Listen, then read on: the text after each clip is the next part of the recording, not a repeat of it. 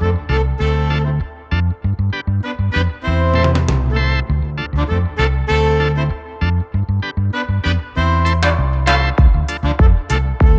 comienza Jaque Mate con Carlos Javier Lillo.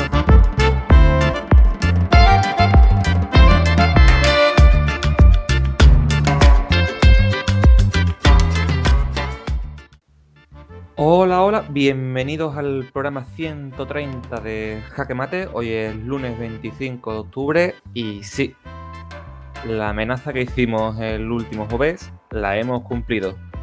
Y aquí estoy yo hoy para llevar todo el programa hasta que vuelva Carlos.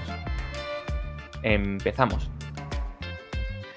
Y empezamos con la siguiente noticia. El Senado de Wisconsin ha aprobado una ley que permite a los menores de 14 años trabajar hasta las 11 de la noche. Y los que apoyan esta ley dicen que podría ayudar la falta de trabajadores. Es el titular que lleva el MSN, el portal internet MSN, y que viene a colación con toda la crisis de trabajadores y crisis en general que está viviendo en Estados Unidos, también como aquí en Europa. Y ante la falta de trabajadores, ¿qué están haciendo? Igual que, por ejemplo, en Reino Unido conocemos que hay una gran falta de trabajadores por el Brexit, por la falta de extranjeros. En Estados Unidos también está ocurriendo lo mismo. ¿Cuál ha sido la decisión del Estado? Cambia su ley de cómo funciona el trabajo entre los menores de edad para aumentar las horas que puede trabajar un menor. ¿Qué es lo que ha cambiado? ¿Qué es lo que introduce esta ley? Bueno, pues hasta ahora en Wisconsin los menores de 16 solo pueden trabajar de 7 de la mañana a 9 de la tarde. Pero en una época muy restringida, desde el 1 de junio hasta el Día del Trabajo, que en Estados Unidos, a diferencia de Europa, es el 5 de septiembre. Es decir, solamente durante el verano, de 7 a 9 y de 7 a 7 durante el resto del año. ¿Qué es lo que propone esta ley? Adelantar el horario de entrada y retrasar el de salida.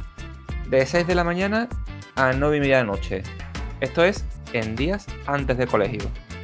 Y de 6 de la mañana hasta 11 de la noche, cuando al siguiente día no hay clases.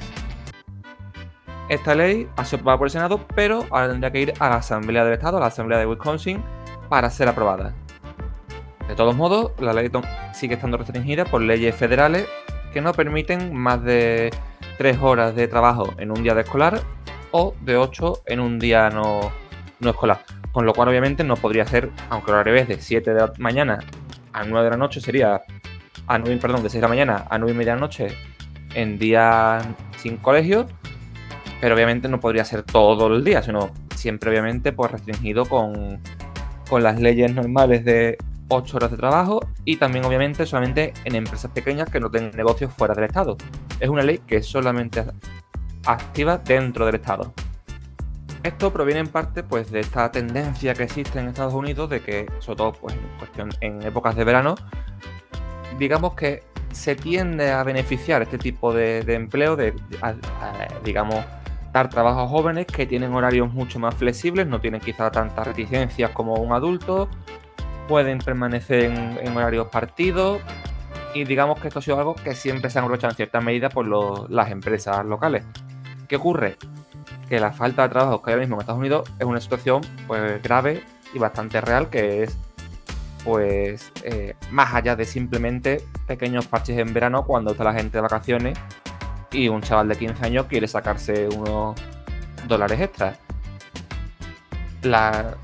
¿Y a favor quién está? Bueno, pues a favor está sobre todo la parte más conservadora del arco parlamentario y todo lo que viene a ser la industria turística, hoteles, restaurantes y todo lo que tiene que ver con el sector servicios, que están a favor de esta medida. En contra, principalmente a asociaciones de trabajadores, de sindicatos, que dicen que, bueno, la tendencia natural no puede ser ampliar horarios, no puede ser dar más trabajo a los jóvenes, sino que lo que habría que hacer son mejores condiciones y sobre todo que esa falta de trabajo vaya hacia los ciudadanos adultos, que son al final los que trabajan de forma normal. ¿Qué es lo más curioso de esta ley? Bueno, pues que además de ser introducida por primera vez en abril, meses antes de la situación actual que vivimos de falta de trabajadores, que llegó sobre todo en verano, el estado de Wisconsin registra actualmente más o menos los mismos trabajadores que tenía antes de que llegara la pandemia. con lo cual lo que se espera, con lo cual no se puede realmente decir que esto sea una falta de trabajadores, sino que ha habido un desajuste en el mercado de trabajo. ¿Puede ser un caso particular o extenderse? Bueno, por ahora no parece que vaya a extenderse mucho, aunque, por ejemplo, la cadena de McDonald's en Oregón que hasta ahora ha reclutado solamente a mayores de 16 años, nada más que se puede entrar a trabajar con 16 años, ha empezado a colgar carteles diciendo que contratan con 14 y 15.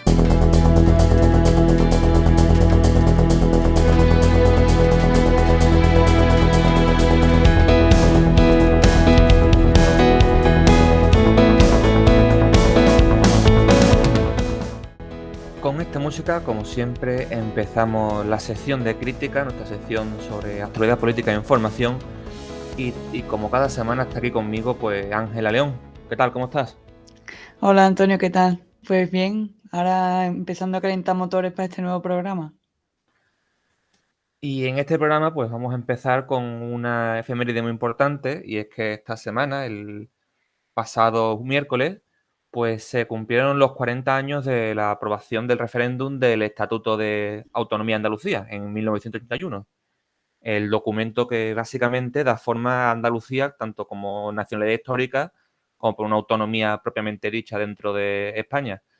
Ángela, ¿qué balance haces de estos 40 años? ¿Cómo crees que ha afectado esta autonomía a Andalucía?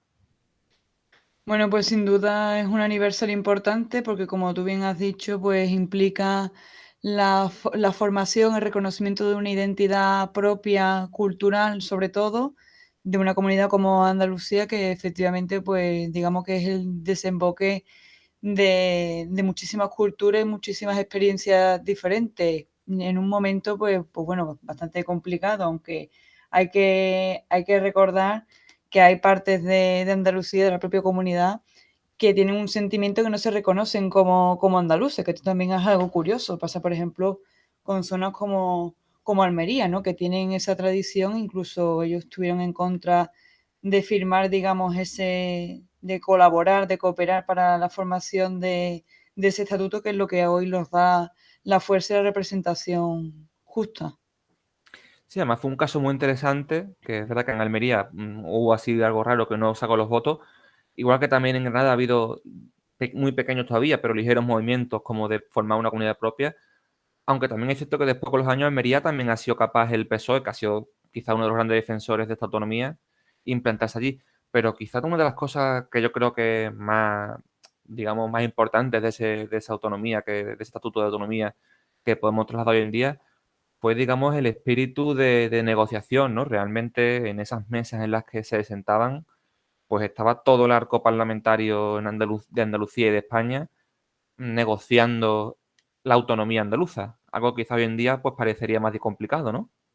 Sí, sin duda fue una lección total porque ahí se demostró que, bueno, que se puede hacer más política hablando que tirándose los trastos a la cabeza, que digamos que es la práctica dominante en nuestro presente. Y no solamente eso, sino que también el compromiso social, querer cooperar en pro de un objetivo, pues al final, si se quiere, es lo típico, ¿no? Si se quiere o si se tiene voluntad, pues puede que se consiga varias cosas. Por lo tanto, este aniversario es importante para los andaluces a nivel estructural, pero también a nivel político, porque digamos que somos un ejemplo de lo que se puede hacer.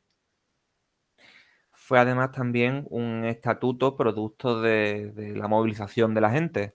Y es que Efectivamente. Andalucía en un momento no tenía previsto, o sea, no tenía derecho a unirse por la fórmula rápida con las nacionalidades históricas, con Galicia, País Vasco y Cataluña, sino que tenía que digamos, acceder a la autonomía a través del artículo 143, digamos, el método más lento que tiene menos competencias. Pero las movilizaciones, recordando, bueno, que de hecho Andalucía no tuvo estatuto en la Segunda República, pero sí estaba en proceso de votar uno antes de que llegara el golpe de Estado del 36, y fue esa fuerza de la gente en la calle, esas movilizaciones, lo que consiguió, pues, ganar este derecho para todos los andaluces. Sí, sin duda, pues por eso te digo, por eso le doy yo hago esta lectura del Estatuto de Autonomía de nuestra comunidad, ¿no? Porque al final al final es eso, la movilización, la lucha. Yo creo que eso ya pertenece un poco más a la cultura nuestra, ¿no? Digamos, a la búsqueda de un futuro prometedor, ¿no? Y yo creo que en ese momento, pues, se demostró de una manera clara. Incluso a día de hoy, nuestro estatuto, ahí, bueno, ahora normalmente cuando se suceden los aniversarios, pues bueno, es como se empieza a revisar y a replantear qué se puede mejorar. Y efectivamente hay sectores que apuestan por un rejuvenecimiento de ese estatuto, que se adapte, digamos, pues a cuestiones como el cambio climático, la crisis energética, en fin, que toque determinados puntos y que se renueve un poco para que no se quede algo que se aprobó hace 40 años, que no deja de ser un símbolo, pero para que un símbolo se convierta en algo práctico. Precisamente esa cuestión que ya para cerrar este tema, te voy a leer porque está aquí el Estatuto de Autonomía, la última versión aprobada en 2007, y te voy a leer un parrafito que tiene en el preámbulo, y dice, después de casi 3 décadas de ejemplar funcionamiento, resulta evidente que el Estado de las Autonomías implantado por la Constitución del 78 ha producido en estos años un rápido y eficaz proceso de descentralización. Ahora bien, transcurrida esta fructífera etapa de experiencia autonómica, se hacen necesarias reformas que modernicen el modelo territorial. Que entra, digamos, un poco con eso que estás comentando, está aparente ya de que hay ciertas voces que ya han estado hablando en estos últimos años de, oye, quizá habría que replantear el modelo general ante esta situación que estamos viviendo. Efectivamente, yo creo que ese es el espíritu del Estatuto de Autonomía de Andalucía, la persistencia por el cambio dentro de una cordura, ¿no? Evidentemente, en la realidad al final la que te exige también aplicarte sobre ella para, digamos, que haya una correlación entre lo que ocurre y para lo que tú estás preparado, digamos, dispuesto a cambiar. Por lo tanto, yo creo que eso resume perfectamente cuál es el espíritu, digamos, de este aniversario de hace 40 años. Pues efectivamente. Y pasamos a otro tema, un tema ya más actual de estas últimas semanas, último par de semanas, y es pues todo el debate en el Congreso de los Diputados alrededor de la marihuana, de la legalización del cannabis. Y si hace unos días pues era Íñigo Rejón y Más País los que proponían una ley para, digamos, despenalizar su cultivo y su consumo y el consumo propio, ahora también Unidas Podemos y Esquerra Republicana los que se han unido al partido de Rejón para proponer otra ley que plantea pues, efectivamente esto, despenalizar el uso recreativo, el uso medicinal y regular su venta y producción. Pero ahora mismo el PSOE no parece por la labor de unirse a esta ley. ¿Qué te parece, Ángela?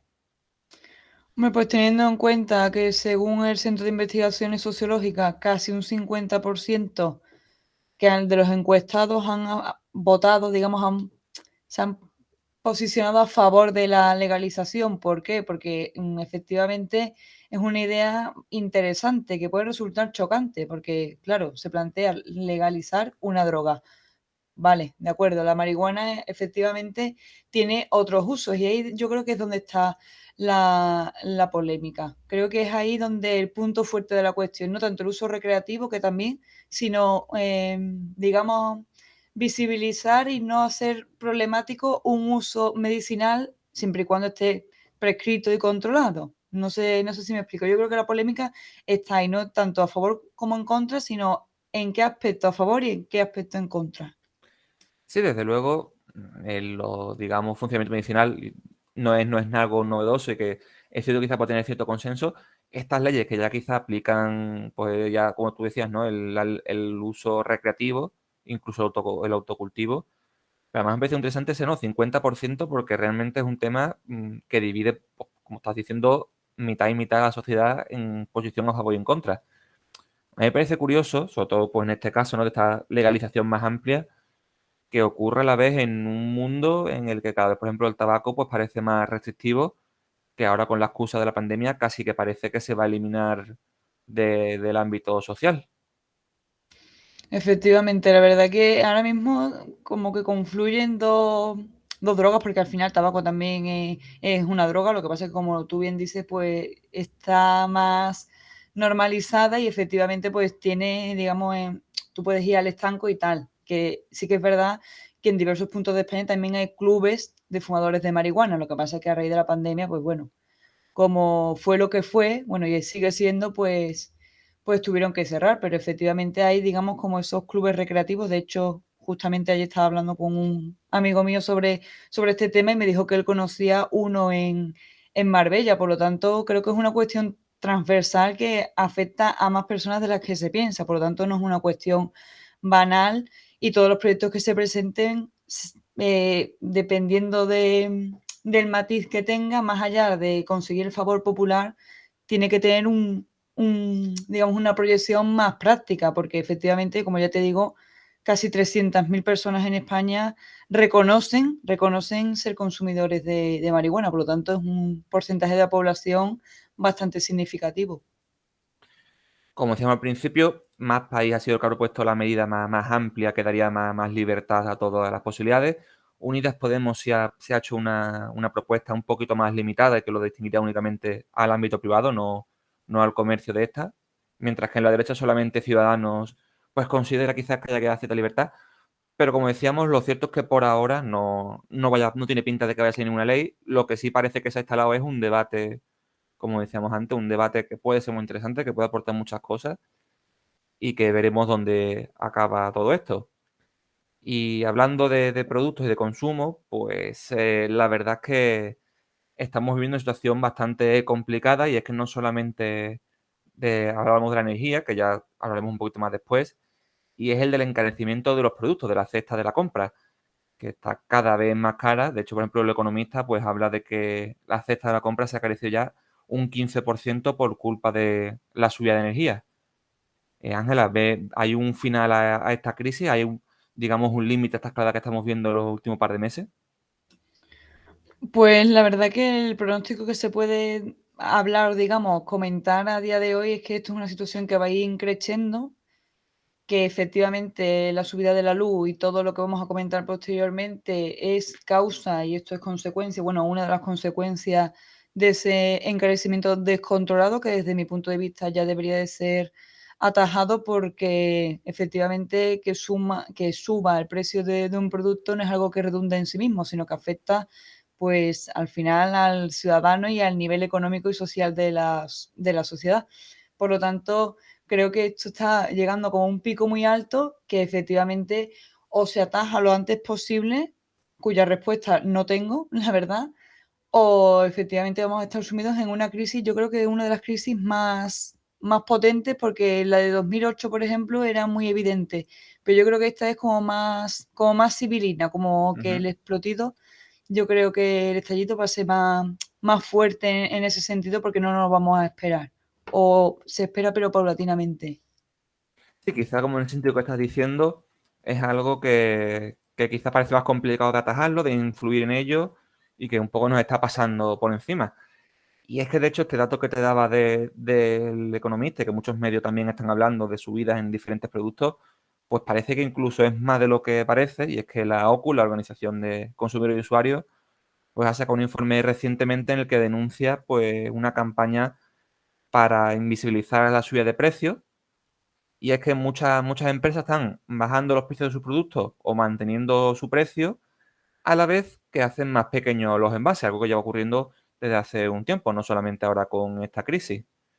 Y en definitiva, menos peso y menos precio, pero al final el precio que sale por cantidad es más alto que hace unos meses o hace un año. Efectivamente, por eso te comentaba al principio que todo lo que tiene que ver con las dinámicas de la subida de la energía y digamos, también yo creo que está implícito también las cuestiones que tienen que ver digamos, con todo lo que tiene que ver con el medio ambiente, ¿no? Con el tema del plástico y demás. Yo creo que es una vorágine de elementos que van un poco como encadenados y efectivamente, pues puede parecer una tontería, pero el plástico de un envase influye en el precio del producto, por lo tanto no estamos hablando de algo banal y yo creo que es algo imparable porque a día de hoy, como tú bien decías, ¿no? La cesta de la compra pues ha subido exponencialmente y efectivamente si sales a la calle y escuchas a la gente hablar sobre este asunto, la verdad que existe cierta inseguridad, no tanto temor, pero sí inseguridad. Pues sí, y con lo cual tenemos una cesta de la compra más escasa de tamaño porque los productos son cada vez más pequeños y a la vez más caras. Lo cual, desde luego, pues es una situación bastante complicada. Y Efect- como... Sí, bueno, sí, di... Dale, dale, dale. No. Termina que iba a pasar ya a tu tema. Sí que efectivamente pues una preocupación, digamos, que está en la calle y que por lo tanto debería de ser atajada y reconocida lo antes posible, pero no dando la noticia o comentando los datos, sino cómo revertir esa situación que cada vez afecta a más españoles en nuestro país. Efectivamente, y la causa de esto, como diría aquel, pues la tiene todo el gas y en general todas las materias primas, la energía. Y es que, aunque en las últimas semanas han estado subiendo la reserva de gas, aún seguimos en Europa muy lejos de los niveles de 2020. Y eso que en España pues no estamos tan mal. Mientras que hace un año pues la media europea estaba en el 95%, ahora pues estamos por debajo del 80%, en el 77% concretamente. Situación un poquito menos mala en España, que sube 2 puntos más hasta el 79 por encima de la media europea, pero como vemos, pues prácticamente 20 puntos por debajo de hace un año, una situación que parece que no termina de volver a la situación normal, se está recuperando muy lentamente después de esta pandemia que ha trastocado todos los planes del modelo energético. Efectivamente, los datos a día de hoy, como tú bien decías, en comparación al resto de países de Europa, no son tan negativos, pero yo creo que estamos topando ya con ciertos límites y ciertos recursos que se están haciendo cada vez más imprescindibles. Y efectivamente, el gas ahora mismo yo creo que ha desbancado al petróleo, ¿no? Que digamos era como el paradigma de resto de recursos, aunque también estamos viendo que se está encareciendo, sobre todo creo que en Portugal creo que estaba llegando ya a 2 y pico el litro de Efectivamente. gasolina. La cuestión del gas es una cuestión dramática porque es un recurso que se está volviendo, es que yo creo que la forma que tiene el propio elemento define lo que está ocurriendo con él. Por lo tanto, quiero decir, el gas es algo etéreo y se está especulando con algo que efectivamente es algo insustancial, pero radical para el desarrollo de muchísimas actividades. Y yo creo que el caso más fuerte con respecto a la energía en general y la luz en particular, yo creo que es en Austria, ¿no? Que supongo que eso ya digamos que es el tope, ¿no? Que ya se anuncia un apagón en el propio país. Por lo tanto, yo creo que la cuestión del gas es una cuestión bastante radical y que hay que intervenir en ese mercado sin duda. No encuentro otra solución que no sea intervenir en ese mercado tan especulativo.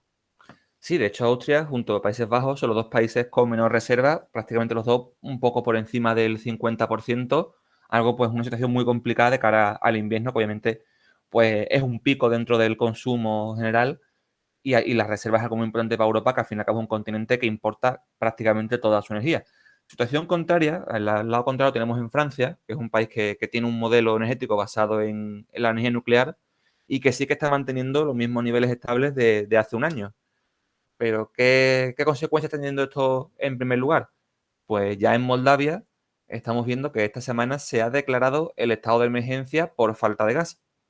Y es que una deuda que tiene con unas empresas de gas a nivel de suministro, hay unas ciertas amenazas sobre falta de suministro y ya el país ha declarado estado de emergencia para poder intervenir en el mercado y evitar la catástrofe de aquí a unos meses. ¿Qué te parece esta medida de excepción, Ángela?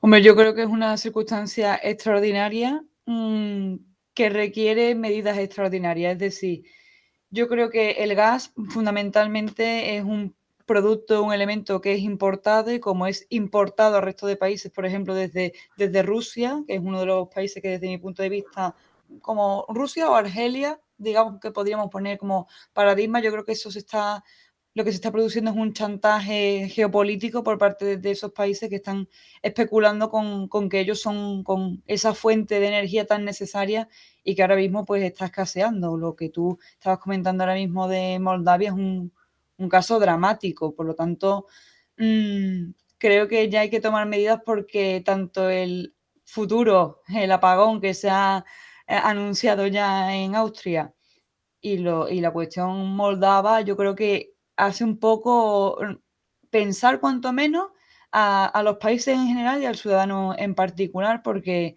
hay que intentar regular y cortar, digamos, esa sangría económica que produce el gas en los países. Eso no puede persistir porque es que al final la economía va a estallar. Hay países, por lo menos es lo que yo pienso, países como los del sur, como nosotros, no sé si estamos preparados para sufragar esos proyectos de renovación energética para readaptarnos, digamos, a esta nueva controversia, a esto que está ocurriendo. Por lo tanto, creo que yo estoy muy de acuerdo con el presidente Pedro Sánchez, o se alían para intentar cortar esa sangría o veremos a ver qué rumbo toma esto en cada país.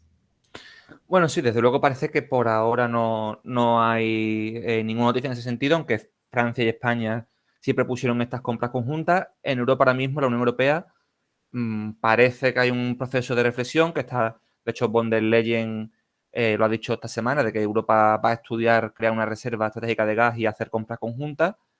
Sin embargo, pues no parece que ahora mismo sea una prioridad. Parece que están esperando a que sea una situación más complicada, pero lo cierto, como decíamos antes, llegamos a un invierno con las reservas de gas más bajas en los últimos 10 años, desde la última crisis. Veremos al final si esta lentitud de actuación de la Unión Europea por miedo a tomar estas decisiones afecta negativamente o no. Sí, yo creo que sin duda el hecho de escurrir el bulto, como se suele decir, creo que va a costar caro a la Unión Europea, porque yo creo que ahora es el momento en el que esta curva, digamos, esta dramática situación está, digamos, cogiendo fuerza, ahora es cuando intervenir. No deben de esperar a que el pico más alto llegue para tomar decisiones, porque se supone que ya una vez que hemos superado esta pandemia hemos aprendido ciertas cosas y una de las cosas que deberíamos de haber aprendido es esta, ¿no? De intervenir rápidamente cuando se ve que el problema está surgiendo. Y nos metemos ahora ya en nuestra parte de política nacional y tenemos que hablar de Otegi, que ha sido uno de los protagonistas políticos de esta semana, con sus declaraciones. Bueno, ha hecho una lista de diferentes declaraciones. Ya la semana pasada comentábamos esa intervención en la que pedía perdón sin pedirlo del todo por ETA, decía que reconocía el dolor y que no debería haber ocurrido, pero no demostraba, digamos, mucho más allá. Después ha salido diciendo, bueno, un poco conectando el apoyo a los presupuestos con la liberación de los presos, luego se retractó diciendo que que el presupuesto era una cosa independiente. Ha ido, digamos, como variando su discurso en estos últimos días sin dejar muy claro qué va a ocurrir con los presupuestos. Ángel, ¿tú crees que al final las cuentas del Estado van a estar terminadas por los presos de ETA? Pues la verdad, efectivamente, es muy complicado seguir el rastro de las declaraciones de Otegi porque se ha puesto una camisa diferente en cada escenario. Yo creo que sí, que efectivamente estos presupuestos van a estar marcados por esas declaraciones, por ese chantaje en abierto, porque es que es así. Lo que tú decías, ¿no? Si la salida de los presos de ETA depende de la firma de los presupuestos generales del Estado, pues los votaremos. Yo creo que eso ya es una declaración de intenciones en una cuestión tan importante como son las cuentas del país, hablando a bote pronto, ¿no? Creo que sí que van a estar bastante contaminadas porque efectivamente creo que una vez más el señor Arnaldo Otegi ha perdido la grandiosa oportunidad de montar un discurso coherente con este dramático aniversario, bueno, dramático, positivo aniversario del desarme de ETA, incluso de la desaparición de la banda terrorista. Creo que ha perdido una oportunidad más para intentar, digamos, cerrar como esa brecha. Incluso estas últimas intervenciones que ha tenido, sobre todo en Cataluña, en alguna radio, en RACU creo que fue, habló un poco de eso, ¿no? De esa postura de nosotros, digamos que reconocemos que no debería de haber ocurrido lo que ocurrió, pero exigimos al Estado español que también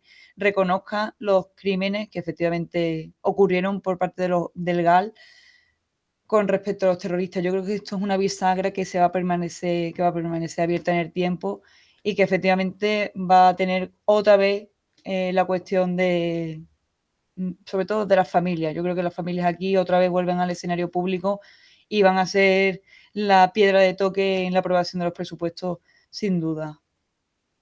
No sé si estarás de acuerdo, pero quizás como estos vaivenes que ha tenido discursivos son casi, digamos, vaivenes de campaña política, ¿no? De como esta posición que tiene Bildu de tensionar al gobierno y de presentarse como una fuerza a la izquierda y un poco outsider, pero a la vez sin después, digamos, recapacitando un poco y moderando el mensaje, porque tampoco le conviene a Bildu que este gobierno caiga y pueda cambiar el gobierno.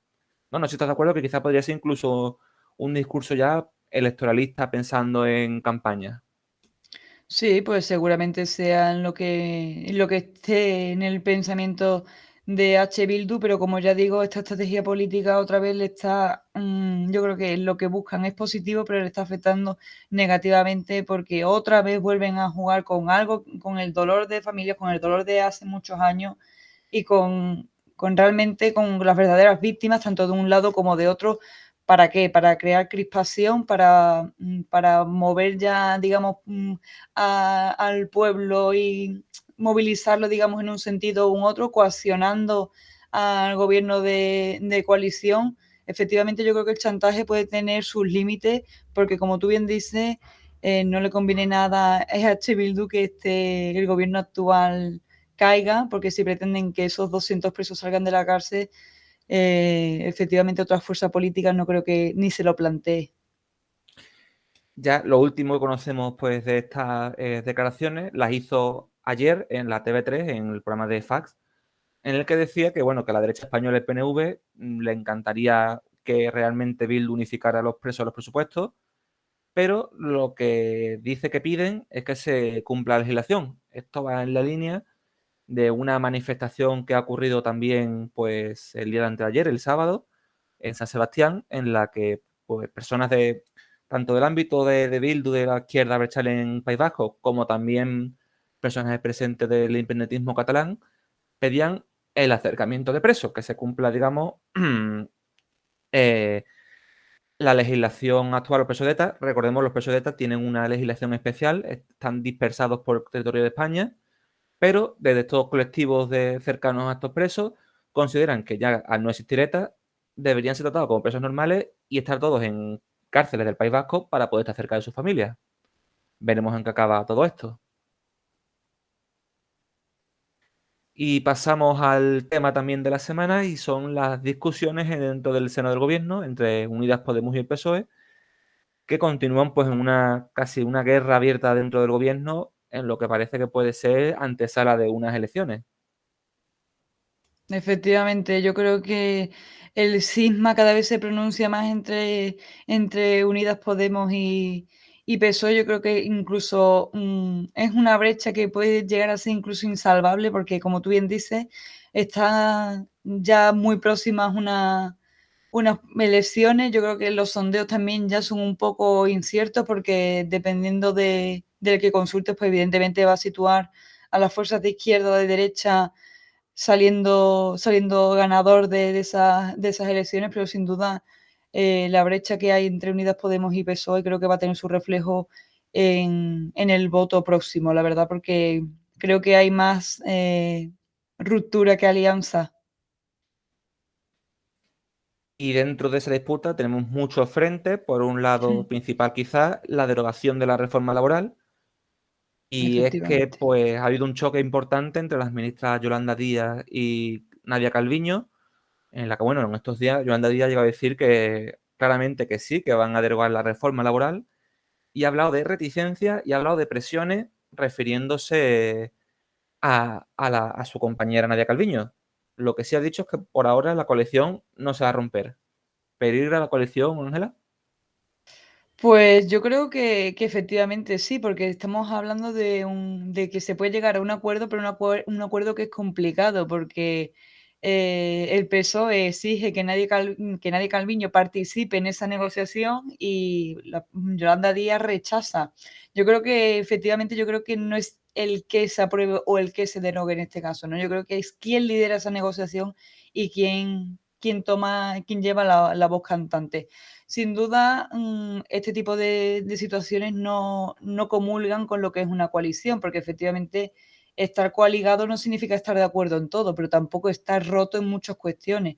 Y al final, como ya digo, la imagen que se está proyectando es de una coalición de copia y pega que muy poco tiene que ver ambos partidos. Por lo tanto, creo que todo lo que se plantea a partir de ahora, la reforma laboral y otras cuestiones, creo que tienen que estar, digamos, en ese sentido, más allá del quién, sino vamos a hacerlo, pero vamos a hacerlo bien y no vamos a dar esa imagen de estar rotos por dentro, por muy extraña que suene la expresión.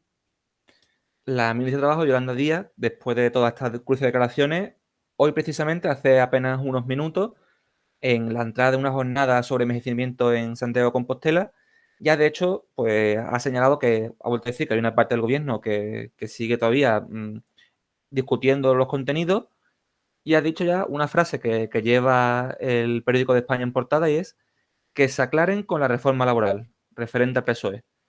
O sea, por lo que se ve, por lo menos, la parte de Unidas Podemos dentro del gobierno es un tema que no parece que vaya a ir ni retroceder un solo paso. Hay más frentes en esto, otros frentes, la ley de vivienda, tan polémica y que tanta dificultad ha tenido. El presidente Pedro Sánchez ha anunciado que será aprobada esta semana, este martes seguramente, pero de hecho el Confidencial lo lleva también una noticia que en un mensaje privado del presidente a los inversores internacionales dice que la ley de vivienda que no se va a aplicar, que todo esto que se está aprobando, lo ha dicho a Blackstone y a Lone Star, que lo pactado con Podemos se va a suavizar y que en última instancia incluso el PNV podría tumbarlo, pero que es 100% que no se va a aplicar tal como propone Podemos. Es aquí, podemos ver otra guerra interna aquí. Hombre, sin duda yo creo que la sensación de, bueno, yo creo que se ha dicho bastante claro, ¿no? Manifestar que algo se aprueba, pero realmente el espíritu que hay es rechazarlo o no cumplirlo. Creo que efectivamente el diálogo es muy importante y más en estas cuestiones porque no se quedan en pompas de jabón. Estamos hablando de una ley de vivienda, estamos hablando de una reforma laboral, podemos hablar también de qué es lo que puede ocurrir con el cambio climático, con propuestas que van en pro de cuestiones importantes. Y yo creo que efectivamente el ruido que hay en torno al gobierno, a este gobierno de coalición, es lo que crea más cisma y más ruptura a nivel social, a nivel de a pie del ciudadano, porque si efectivamente yo planteo la ley de vivienda o digamos el espíritu que rodea a este gobierno, la desconfianza es, digamos, la definición perfecta del sentir que tiene el ciudadano. De hecho, a día de hoy, la inmensa mayoría, a la hora de votar, pues probablemente ni vote. ¿Por qué? Porque efectivamente muchos apostaron por esta coalición, por este espíritu diferente y se están dando cuenta de que lo que hay es una separación cada vez más incipiente, cada vez más ruido en torno a un gobierno que a priori parecía que no estaba tan llamado a ese ruido tan general. Claro. Y también tenemos aquí unas declaraciones de la ministra de Transición Ecológica, de Teresa Rivera, que el otro día, pues en una jornada de sostenibilidad que organizó el grupo de Red Eléctrica, estaba hablando, digamos, de su campo, de la transición ecológica, pero decía que la postura del gobierno, la postura de España, tiene que ser radicalmente diferente a la de la crisis anterior. En realidad se refería al tema de transición ecológica, a cómo hace 10 años se abandonó y fue una de esas cosas que se recortaron para intentar paliar los efectos de la crisis, mientras que ahora, bueno, independientemente de la crisis, no se puede paralizar el cambio climático, pero viendo las noticias que estamos comentando de la ley de vivienda que parece que no tiene el PSOE muchas ganas de aplicarla, la reforma laboral que era una promesa electoral de ambos partidos, el PSOE también parece un poco que no está muy convencido. En la ley del solo sí es sí del Ministerio de Igualdad también ha habido muchas confrontaciones en torno a la regulación de la prostitución, de sobre la abolición, el tema de la ley trans. ¿Realmente parece que este PSOE es diferente a hace 10 años o realmente es el mismo y está, digamos, tensionando los mismos temas? Pues, a ver, probablemente tengan un espíritu diferente, lo que pasa es que está cayendo en lo que es. No sé si me explico. Creo que efectivamente todos los casos, todos los temas que se han tocado a día de hoy, sobre todo, desde mi punto de vista, los que tienen que ver con el Ministerio de Igualdad, creo que han sembrado, digamos, la semilla de toda esa descoordinación o esa falta de entendimiento, porque al final Yo creo que lo que existe es eso, una falta de entendimiento brutal, porque cada uno tiene su postura y no piensa retroceder ni un paso, como tú bien has dicho. Efectivamente, yo creo que el PSOE tiene que lavar su cara, o sea, quería o se pensaba que iba a ser, digamos, un proyecto diferente, pero date cuenta que es que la coalición aquí en España no es una alianza, es digamos, un chantaje, vale, yo te doy esto, pero tú me das también lo otro. Un pacto de no agresión, digamos, de Exacto, conveniencia. exacto. Es un pacto de no agresión, correcto. Eso es lo que define al gobierno de nuestro país. Yo creo que eso ha roto las expectativas de muchas personas que en su momento confiaron en ello. Y yo creo que ahora es el momento, con todo lo que está pasando con la luz, con la ley trans, es que son muchísimos temas. Ahora es cuando tienen que recuperar, digamos, ese espíritu de lo que se preveía de ellos, ¿no? De esperanza y no de tanta guerra, digamos, porque al final están buscando diferenciarse de los gobiernos anteriores, pero realmente, antes desde mi punto de vista, creo que hay muy pocas diferencias. Sí, lo que ambos partidos de luego han intentado apagar un poco el fuego ante esta división, pero quizás lo que, dentro de este enfrentamiento bastante claro, el pegamento que sí tiene pinta de que va a hacer que este gobierno no se rompa es hasta cierto punto la conveniencia de ambos que decíamos, ¿no? Y es que a ninguno de los partidos le conviene ahora mismo presentarse a unas elecciones, sobre todo ante la previsión de la subida de la derecha según las últimas encuestas, y quizás eso va a ser quizás la clave para que este gobierno sobreviva y llegue a acuerdos. El peligro a que unas nuevas elecciones lo saque del gobierno. Efectivamente, yo creo que esa sombra cada vez se está confirmando más porque, como tú bien decías, los sondeos, muy entre comillas, están dando un vuelco radical. Por lo tanto, yo creo que la derecha ahora mismo tiene que estar en una situación bastante cómoda, porque está viendo cómo el gobierno, digamos, que está empezando o lleva ya un tiempo en un proceso de inmolación. Y el último de estas polémicas, que ya digamos parece que se apaga un poquito, pero va a seguir en el futuro, es la retirada del escaño al diputado de Unidas Podemos, Alberto Rodríguez, que fue, digamos, Efe- por poner en Dale. contexto, ha sido imputado y ha sido declarado culpable por el Tribunal Supremo por una agresión a un policía en una manifestación años antes de que existiera Podemos. En un principio, el Tribunal Supremo dictaminó que tendría que abandonar el escaño. Los juristas del Congreso dijeron que no hacía falta por lo corta que era, por lo pequeña que era la condena. Eran 40 días solamente de condena. No tenía sentido quitarle el escaño. Al final, la presidenta del Congreso, la señora Batet, se lo ha quitado, se lo ha pedido. Y el que ha sido hasta ahora diputado de Unidas Podemos ha abandonado el partido, ha abandonado su escaño, pero ha anunciado una denuncia contra, bueno, en principio era contra la señora Batet, al final va a ser contra, según las últimas informaciones, contra el Tribunal Supremo y contra esa, digamos, el hecho en sí, más que la persona. Sin duda, yo creo que ya cuando el partido Unidas Podemos se querella contra Meritxell Batet del PSOE, yo creo que ya, digamos, han puesto, digamos, en bandeja, han confirmado lo que estamos hablando previamente. Al final, yo creo que es una situación ya de tope. Por lo tanto, el hecho de que se querelle por prevaricación porque efectivamente la presidenta de la Cámara ha hecho lo que tenía que hacer porque es una sentencia del Tribunal Supremo, creo que ya es como la derecha está un poco bebiendo ya, digamos, se está nutriendo de todo este tipo de este malestar profundo que existe entre ambos partidos y al final yo creo que esto es una guerra también a muy largo plazo porque efectivamente las elecciones vienen ya y yo creo que esto ya se está viendo un poco la crónica de una muerte anunciada de este gobierno de coalición por todo este tipo de brechas que cada vez se están pronunciando más. ¿Eh? Sí, lo cierto es que en un principio se hablaba de Unidas Podemos como denunciante, rápidamente la coalición dijo claro que era solamente de la parte de Podemos, poco después al final se decía que Podemos y simplemente iba a apoyar la denuncia del exdiputado Alberto Rodríguez a la presidenta del Congreso.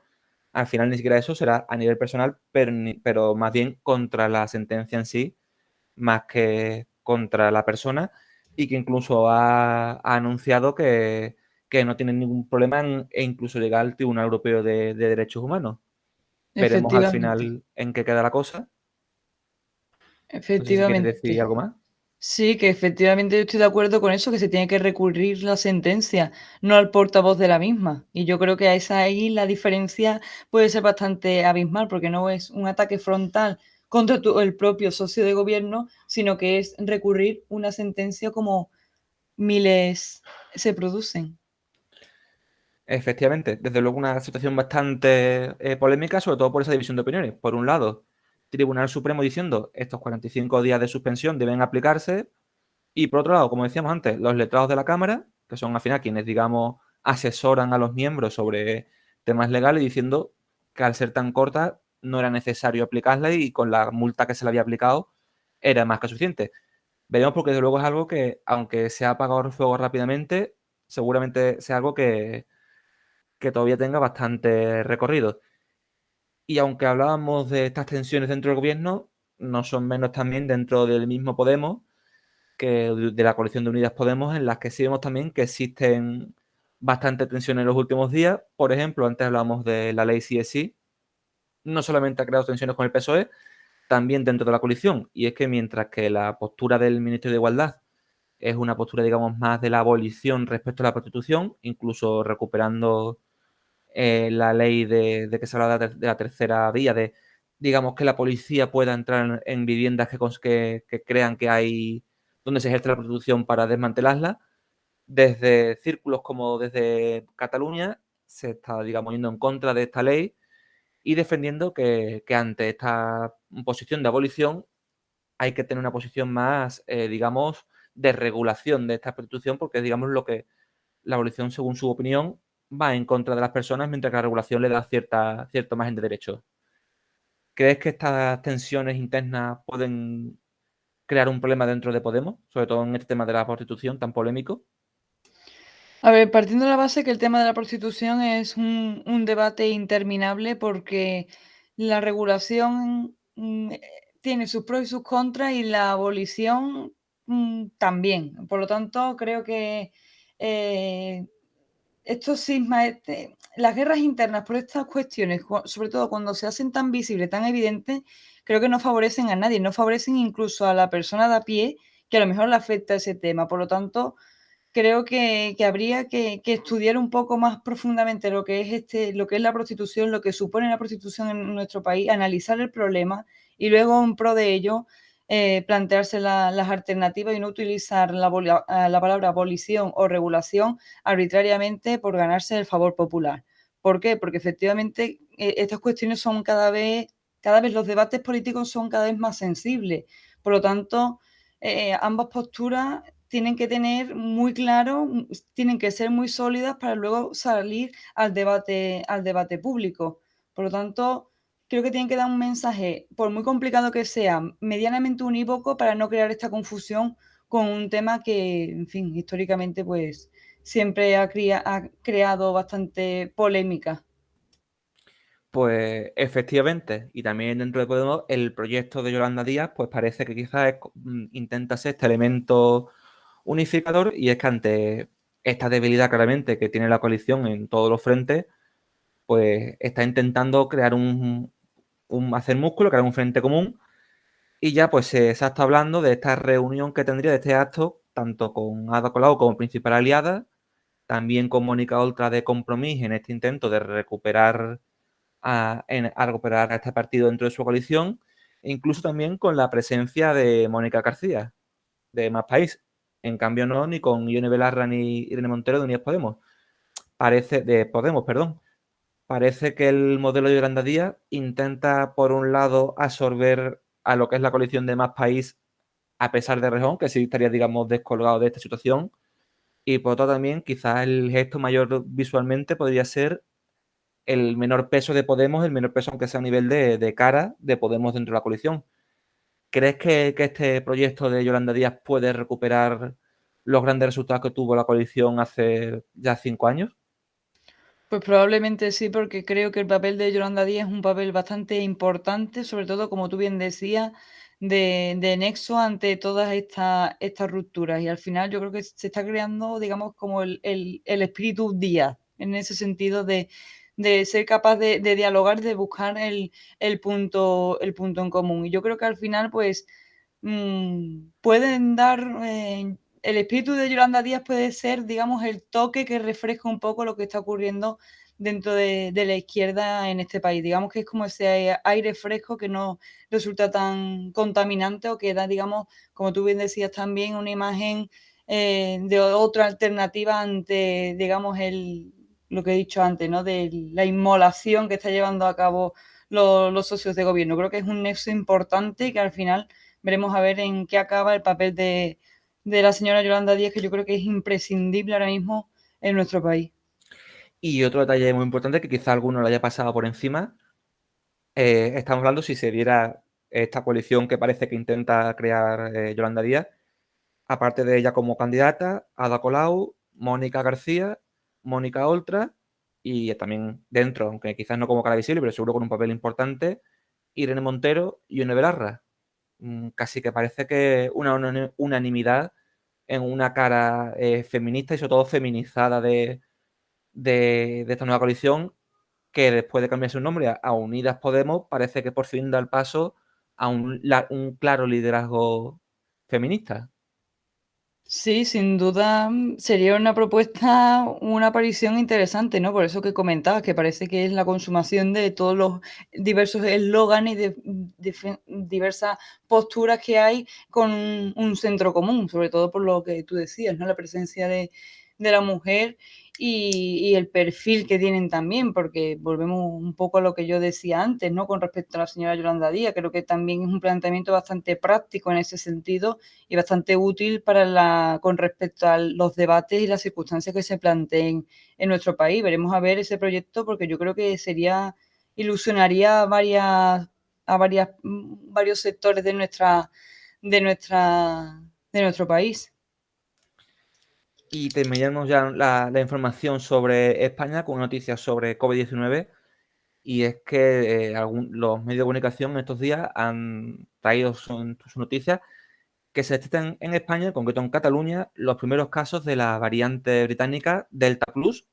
Esta variante, digamos, dentro de la variante Delta, que ha sido pues la más contaminante dentro de todas las variantes que ha habido del COVID-19, original de la India, dentro de Reino Unido, que ha sido uno de sus centros de expansión, perdón, ha mutado ligeramente en lo que ahora los científicos llaman Delta Plus, que en principio no tendría no producir una enfermedad más grave ni tendría causas más graves, pero sí ligeros repuntes en su contagio, sin verse afectado, por supuesto, en la efectividad de las vacunas. Pero parece que a España otra vez, desde Reino Unido, llega otra vez una variante que podría poner en jaque el invierno.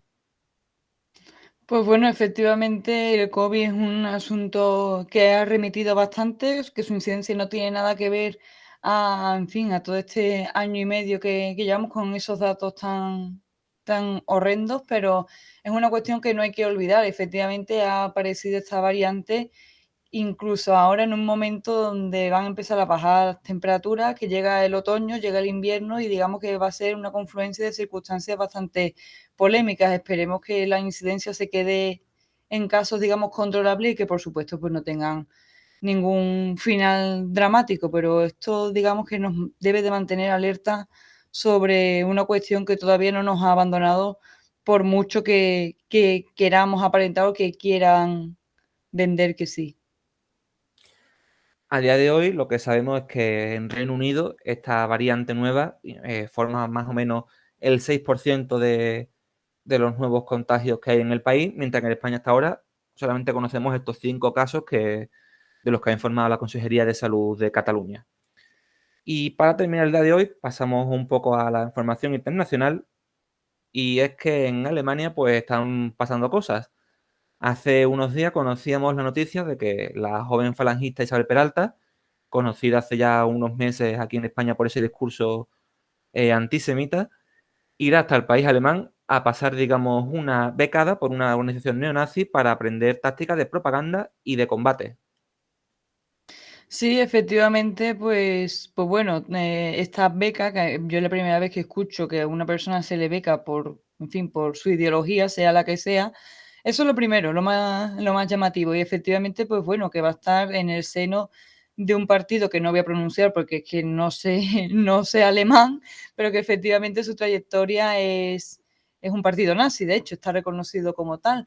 Por lo tanto, creo que esto es un asunto bastante importante, porque hay algunos sectores de la política de nuestro país que hablan de, digamos, de una especie de vigilancia, de control sobre lo que suceda allí y lo que se pueda producir aquí una vez que ella regrese después de 10 meses, que como tú decías, lo que va a hacer es aprender técnicas de propaganda y de combate. Por lo tanto, creo que hay que tener, desde mi punto de vista, hay que tener muy vigilado todo este tipo de movimientos que se producen, porque como ya vimos, Isabel Peralta, pues en ese discurso, pues el eslogan era bastante, bastante claro, ¿no? Un odio y al final todo lo que genere odio pues tiene que estar un poco cubierto. El partido en concreto, que yo sí me voy a atrever a pronunciarlo, Der Third Weg, la tercera vía, digamos, traducido, no solamente ha salido noticia por esto, sino ayer conocíamos a través de diversos medios la noticia de que han detenido a 50 de sus miembros armados en la frontera con Polonia, dirigiéndose hacia la frontera de Polonia con Bielorrusia a cazar migrantes. Recordemos esa zona entre Bielorrusia y Polonia que está sufriendo en las últimas semanas por diversos movimientos de inmigrantes que están intentando cruzar hacia Europa y que están siendo empujados hacia atrás por las fuerzas polacas. Estos 50 miembros iban con armas de fuego buscando cazar migrantes, con esas palabras. Sí, efectivamente, ellos se reconocen como activistas que tienen ahora que recorrer, perdón, las fronteras para localizar extranjeros ilegales que pretendan llegar a sus países. Yo creo que la idea está bien clara y, por supuesto, lo de localizar, intimidar, pues, refugiados de toda índole, pues, también será una de sus objetivos. A mí cuando salió la noticia fue me llamó bastante la atención y sobre todo me creó bastante pánico porque está muy normalizado todo este tipo de discursos y de movimientos cuando realmente, como ya he dicho antes, lo que generan es miedo y odio en las calles, que puede parecer un discurso muy banal, pero es que es real. Si se está legitimando que se produzcan estos movimientos, se legitima también el discurso que propagan. Y nos vamos ahora a Estados Unidos, donde Donald Trump pues, ha decidido volver a las redes sociales. Y es que después de que fuera borrada su cuenta por parte de Twitter, Facebook y otras plataformas, ha decidido lanzar una nueva plataforma que se llama Truth Social. Una plataforma en la que dice que basada en la libertad de expresión y donde todo el mundo podrá compartir cualquier tipo de mensaje. Se espera que la red salga el próximo mes y que estará desplegada completamente en principio de 2022. ¿Qué te parece esta nueva propuesta?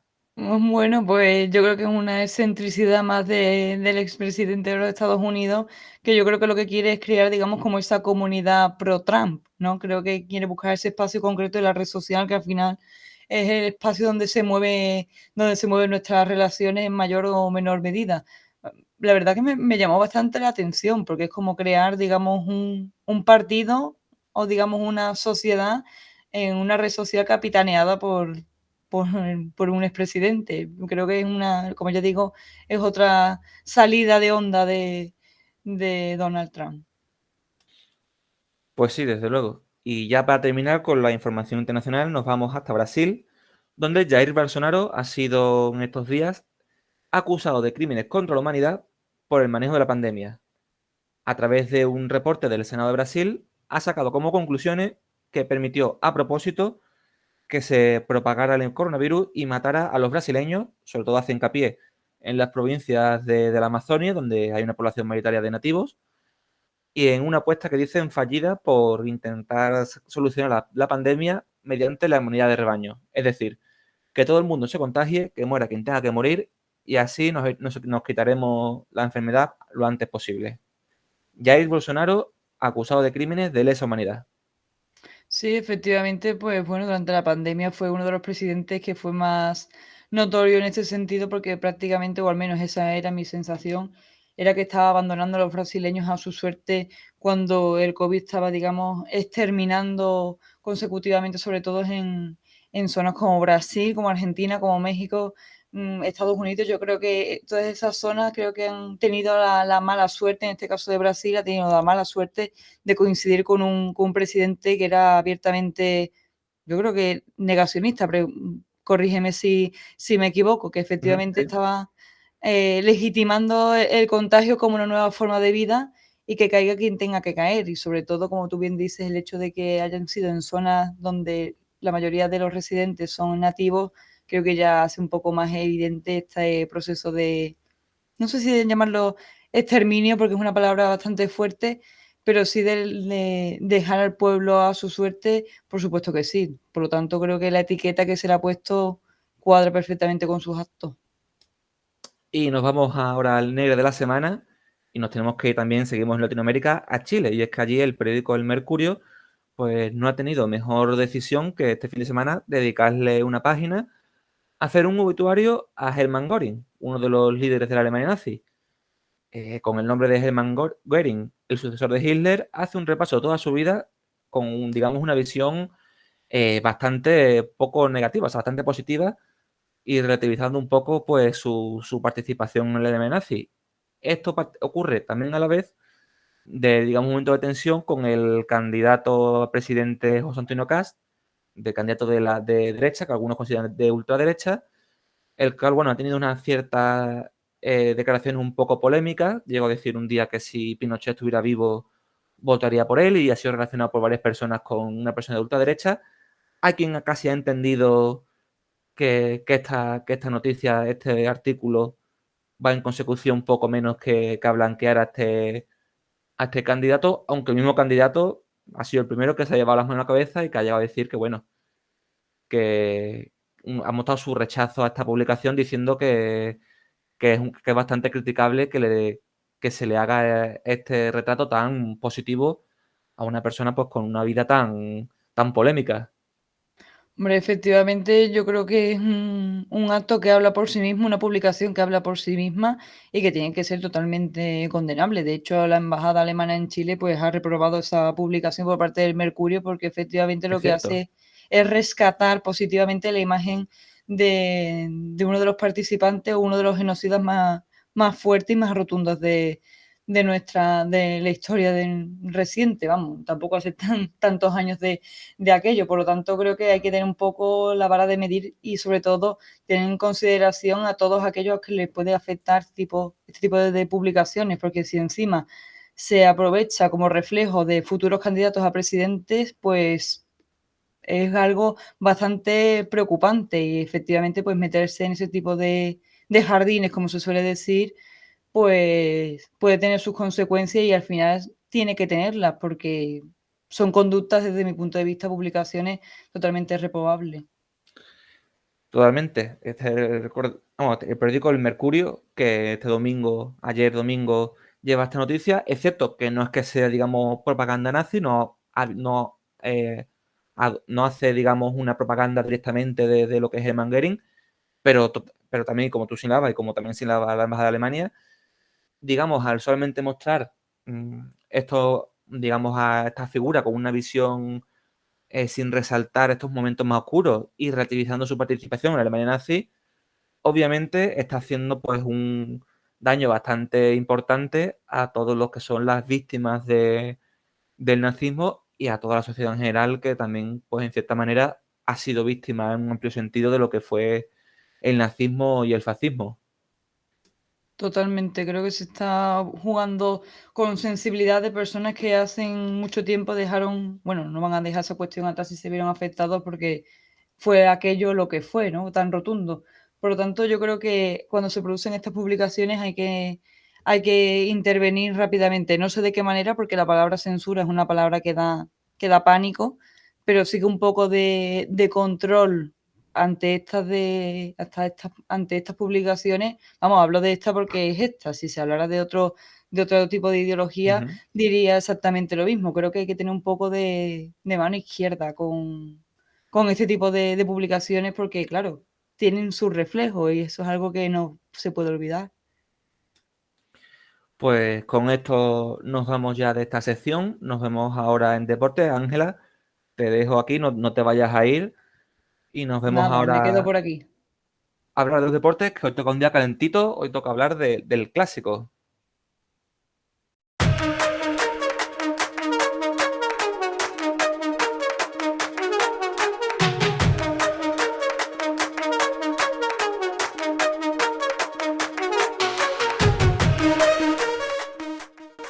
Pues estamos aquí ya en nuestra sección de las 4, nuestra sección de deporte.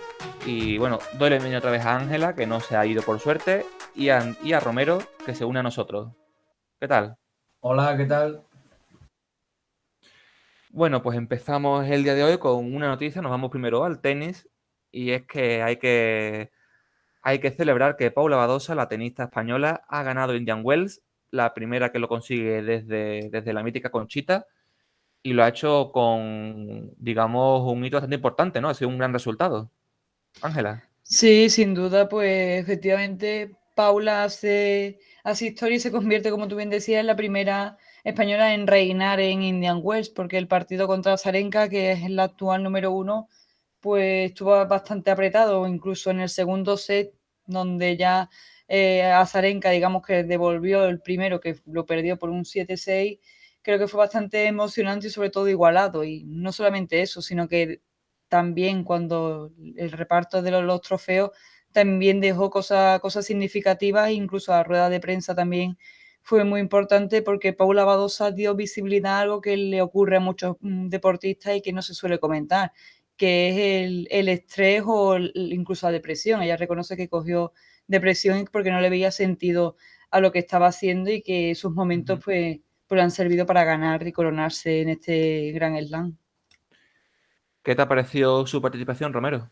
Sí, la verdad que, como dice Ángela, es un hecho histórico porque además es la primera mujer española que gana este torneo y bueno, ante una final ante Victoria Azarenka, que bueno, sí que es verdad que no llegaba como favorita, pero ya sabemos que en una final pues todo puede pasar. Además, la española pues no estaba ni en el top 10 mundial, entonces pues no se apostaba como favorito la apuesta, pero bueno, la verdad que a sus 23 años, pues la verdad que es un logro bastante importante, ya no solo para el torneo, sino ya para España, tener a una representante ya en el Master 1000 que lo juegan los mejores y ahí va a estar ella. La verdad que es bastante importante tener a representantes como ella, también en el cuadro femenino. Pues sí, además, aunque sea Master 1000, que digamos sería como el segundo nivel a nivel de caché de los torneos, es para muchos considerado el quinto Grand Slam. O sea, dentro de los Master 1000 ha sido un resultado bastante importante y es además la segunda victoria esta temporada, después de ganar Belgrado, para Paula Badosa. Y con esta información nos vamos ya al tema caliente de esta semana. Hay que hablar de fútbol y hay que hablar, pues, de uno de los partidos bueno, el partido de la jornada, seguramente, ¿no? Un partido bastante interesante, con algún toma y daca y que se resolvió, pues, con varios goles al final del partido. Y es que hay que hablar de la victoria del Betis contra el Rayo Vallecano por 3-2. Romero, ¿qué te pareció el cuadro verde y blanco? Bueno, la verdad que fue un partidazo. Al principio sí que es verdad que pues el Betis cogió el dominio del partido, adelantándose rápidamente con 2 goles, tanto de Alex Moreno como de Juanmi.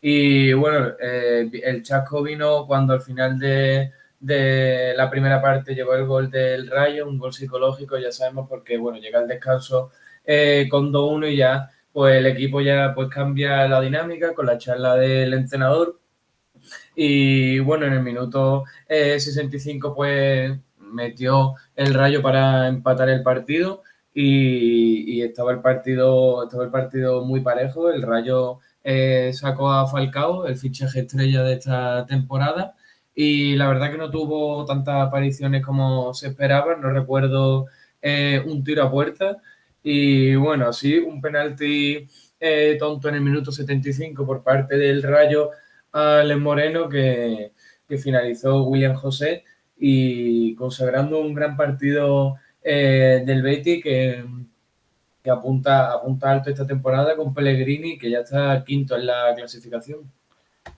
Hola ahí. Bueno, y después de esta pequeña broma para saber si estabais atentos, ahora sí, en serio, el partido de la jornada, el clásico, el Barça-Madrid, que se solucionó con un 1-2, un partido bastante igualado, en el que el Madrid puso la mayoría de las ocasiones, pero que ambos equipos estuvieron poco acertados. Un gol en primera parte de David Alaba en el minuto 32 y que al final pues, se añadieron 2 goles más en los últimos minutos, en el descuento, Lucas Vázquez en el 94 y ya en la penúltima jugada, en el 97, Agüero que ponía el gol de la honra para el Barça. Ángela, ¿cómo has visto a los culés? Bueno, pues sin duda, efectivamente es el partido de la jornada. Había muchas expectativas porque, claro, el Barcelona llegaba como llegaba, con esos resultados, con esa falta de juego. Y yo creo que Real Madrid ayer lo que puso más interesante sobre el juego son los goles, que al final es lo que le ha dado la victoria. También el Barcelona, las pocas ocasiones que tuvo, como es ese disparo de Dest o ese cabezazo de Piqué, está teniendo también pocas ocasiones y mucha mala suerte también, porque luego en un contragolpe el Madrid te fulmina, que por otra parte también hay que analizar cómo se comportó el Barcelona atrás en los 2 goles, sobre todo el trayazo de Álava, que es inapelable. Yo creo que es el resultado de, otra vez más, el talón de Aquiles, bueno, uno de los muchos talones de Aquiles que tiene el Barcelona, que se llama Eric García y Mingueza, que efectivamente pues no cubrieron las vigilancias oportunas, porque en el momento que Vinicius rompe con ese pase al centro, dejan a Alaba solo, que únicamente pues tiene que preparar el cañonazo y para adentro. ¿Y qué te pareció el partido, Romero? Sí, la verdad que en líneas generales, la verdad que el golazo de Álava, que a mí me pareció el mejor del partido, pues decidió a un Madrid que me pareció mejor durante gran parte del partido. Sí, es verdad que en la primera parte, al comienzo del partido, el Barça tiene el balón, domina el juego, pero como hemos visto en sus anteriores partidos, no tiene pegada, no tiene gol, sí la posesión, pero al final lo que deciden los partidos son los goles y ahí donde el Madrid tuvo más eficacia en una contra que empezó el propio Álava y en 3 toques con Vinicius y Rodrigo pues consiguió finalizar con un gran golpeo. Creo que lo que vimos ayer del Barça fue la tónica de lo que lleva siendo toda la temporada, un Ronald Koeman que no sabe que no cambia, no sabe cambiar los partidos desde el banquillo, que deja jugadores como Nico, Riqui Puig o Demir para meter a otros jugadores que no están siendo tan determinantes como Sergi Roberto o Luke de Jong. Y bueno, por sacar algo positivo, pues Agüero ya vimos los 9, el delantero tan 9 puro que es con ese gol, aunque no tuvo apenas valor. Y bueno, de Jong la verdad que estuvo bastante mal. Frenkie de Jong lleva varios partidos regulares. Creo que le pasa lo mismo como con Busquets, que en la selección parece muy bueno y después en su equipo no tanto. Y yo creo que la culpa de eso la tiene Koeman. Hace varias semanas en Cádiz dijo Laporta que confiaban en él. No sabemos hasta cuánto aguantarán estas palabras, pero la verdad que es preocupante porque ya van novenos y no sabemos si va a haber un cambio en los banquillos. Sí, además interesante lo que planteas, ¿no? Porque con la selección sí, pero con tu equipo no. Y ya ayer, cuando Koeman salió del estadio, bueno, las imágenes de los aficionados increpando y abucheando el coche de Koeman, creo que ya da una imagen bastante representativa de lo que está ocurriendo, y que conste que yo no estoy de acuerdo con ese tipo de comportamiento, pero sí que es verdad que el Barcelona nunca ha jugado con balones al área, nunca jamás, y ahora pues el juego está más por el aire. Si es que está por el aire y no está sobre el césped, que es donde siempre ha estado. Sí, eso fue quizás una de las imágenes de jornada después de este partido, que entiendo también por vuestras palabras que creéis que más o menos el resultado fue justo dentro de sus posibilidades, fue la reacción tan lamentable de una parte, es verdad que hay una pequeña parte, pero una parte de los aficionados del Barça, que bueno, que fueron en que para Koeman y acabaron un poco menos que agrediéndole dentro del coche, a saber qué hubiera pasado en otra situación, pero desde luego demuestra mucho la situación que vive ahora mismo el aficionado del Barça, ¿no? Una situación completamente lamentable. Sí, bueno, creo que las imágenes creo que fueron impactantes. También me atrevería a decirte que creo que no representa a aficionados a la afición del Barça. De hecho, vimos en las imágenes se pueden ver como mucho de la gente que estaban increpando a Koeman no llevaba la camiseta de otro equipo. Entonces, pues eso te da a entender de que no son realmente aficionados del Barça. La verdad que no se entiende muy bien la seguridad donde estaba, los mozos de escuadra, Ujú. porque la verdad que pudo ser más peligroso de lo que parecía. Vimos que, por ejemplo, imágenes de Jordi Alba también saliendo, pegando acelerones, porque normal al final es el agobio que sienten los jugadores y si no cambia estas situaciones, pues puede haber un drama, ya no solo en la salida de los partidos del estadio, sino también del campo de entrenamiento, donde también hemos visto que estas situaciones en menor medida, pero también pasan. Sí, desde luego, quizá en ese momento superó al dispositivo de seguridad que había alrededor de Koeman. Suponemos que de aquí a futuro, pues seguramente tendrán más cuidado en ese sentido. No sé si Ángela quieres aportar más algo sobre el tema. Sí, que efectivamente es una imagen deplorable de un aficionado histérico que efectivamente no cumple con lo que es un aficionado, porque un aficionado por lo general no suele ser violento, por muy grave que sea lo que ocurra en el campo, que efectivamente, pues claro, el aficionado quiere encontrarse con un Barcelona más o menos consistente o por lo menos que esté bien plantado en el campo. Y que esa histeria te lleve a tener esos determinados comportamientos, pues es totalmente deplorable y habla muy mal de, bueno, de aficionados, que aficionado yo creo que es una palabra muy grande para ese grupo de violentos que literalmente se abalanzaron contra el coche de Koeman y de hecho el propio club se ha pronunciado en su cuenta de Twitter repudiando todo este tipo de, bueno, todo lo que ocurrió en la noche de ayer porque habla muy mal de lo que es, por supuesto, la seguridad, que ya lo habéis comentado, pero ya del el estado de histeria que tiene el club.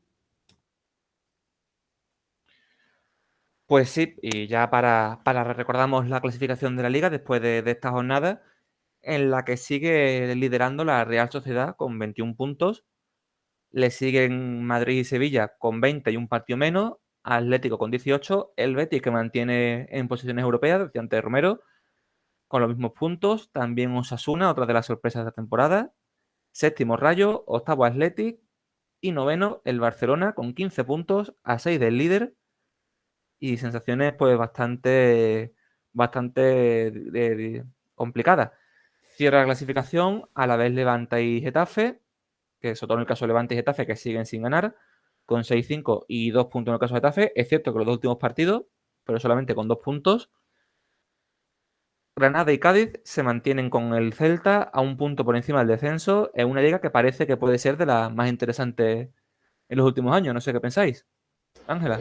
Sí, sin duda el hecho de ver la Real Sociedad, Madrid, Sevilla, Atlético de Madrid y Betis en quinta posición, la verdad que cambia un poco el paradigma de la liga bueno, lo que se ha entendido por la Liga Española, ¿no? Que era esa dualidad, ese enfrentamiento entre Real Madrid y Barcelona con ese pequeña atisbo del Atlético de Madrid, ¿no? Yo creo que ya ese status quo se ha roto, únicamente el Madrid pues sigue ahí en la puja como siempre ha estado, pero de verse rodeado de la Real Sociedad y del Sevilla tiene que ser algo llamativo cuanto menos y yo creo que habría que echarle incluso una foto a esta clasificación porque ya llevamos unas cuantas de jornadas, por lo tanto el Sevilla se está manteniendo ahí, el Atlético de Madrid también y el Betis pues hemos visto que sabe sufrir y también sabe ganar.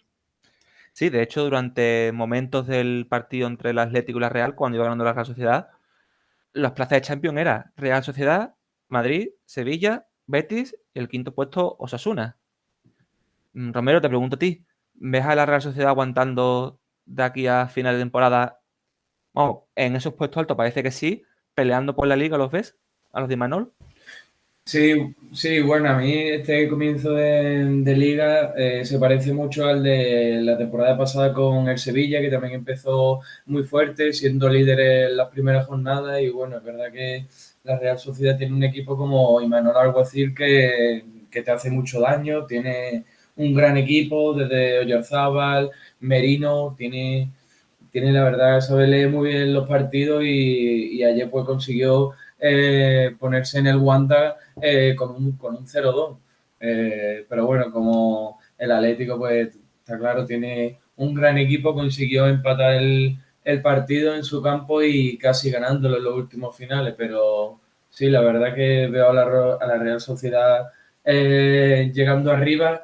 Es verdad que todavía es pronto y bueno, realmente no sabemos si va a aguantar porque esto ya sabemos que es muy largo, son 38 jornadas, hay muchos parones de selecciones, lesiones, muchos contratiempos y bueno, es difícil predecirlo, pero sí, la verdad que apunta alto.